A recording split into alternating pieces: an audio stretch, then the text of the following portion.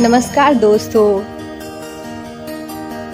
प्राचीन काल में मनोहर नगर में पेठक नाम का एक ब्राह्मण रहा करता था। वह माता भगवती दुर्गा का बहुत बड़ा भक्त था।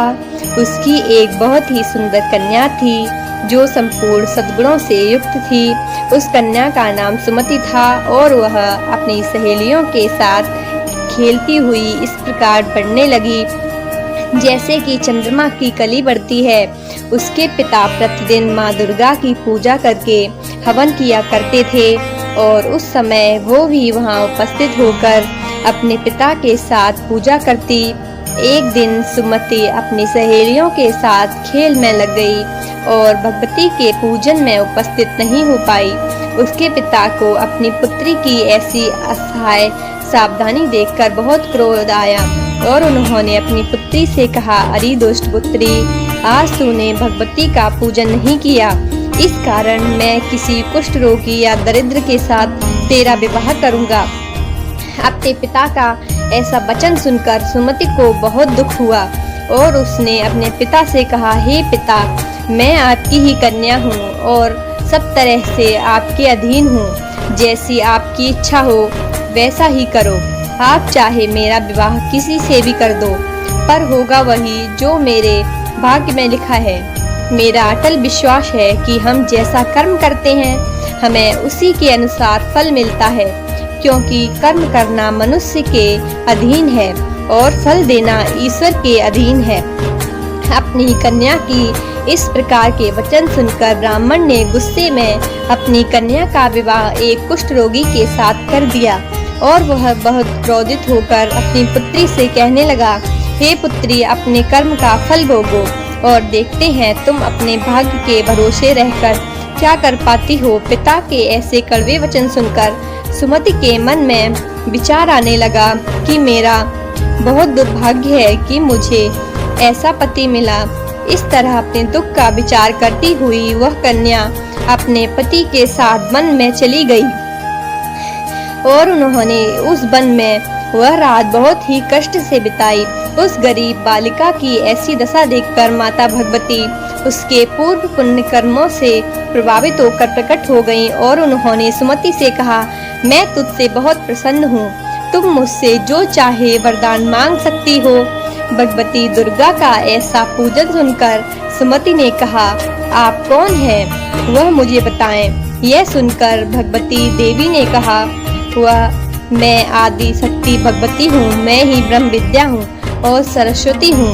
प्रसन्न होने पर मैं प्राणियों के दुख दूर कर देती हूँ और उनको सुख प्रदान करती हूँ। मैं तुझ पर तेरे पूर्व जन्मों के कर्मों के प्रभाव से प्रसन्न हूँ। तुम्हारे पूर्व जन्म में तुम एक भील की पत्नी थी और बहुत ही पवित्र औरत थी।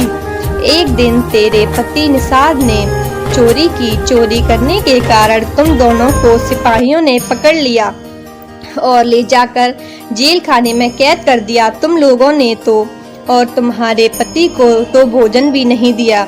इस प्रकार नवरात्रि के दिनों में ना तो तुमने कुछ खाया और ना ही जल पिया। इस प्रकार 9 दिन नवरात्रि का व्रत हो गया।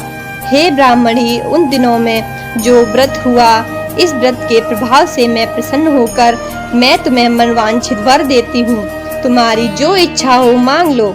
इस प्रकार माता दुर्गा के वचन सुनकर सुमति ने कहा, अगर आप मुझ पर प्रसन्न हैं तो हे दुर्गे, मैं आपको प्रणाम करती हूँ। अगर आप मुझ पर प्रसन्न हैं तो कृपा करके मेरे पति का दुख दूर कर दीजिए। देवी ने कहा, उन दिनों जो व्रत तुमने किया था उस व्रत का एक दिन का पुण्य पति का दुख दूर करने के लिए अर्पण कर दो। उस कर्मों के प्रभाव से तेरे पति का दुख दूर हो जाएगा। इस प्रकार के वचन सुनकर सुमति बहुत प्रसन्न हुई और उसका पति निरोग होकर बहुत ही सुंदर कांतिमान हो गया। वह ब्राह्मणी पति की ऐसी काया देखकर देवी की स्तुति करने लगी और कहने लगी, आप दूसरों की दुर्गति को दूर करने वाली, तीनों लोगों का संताप हरने वाली, समस्त दुखों को दूर करने वाली, मनुष्यों को निरोग करने वाली, प्रसन्न होकर मनवांछित फल देने वाली और दुष्टों का नाश करने वाली जगत की माता हो।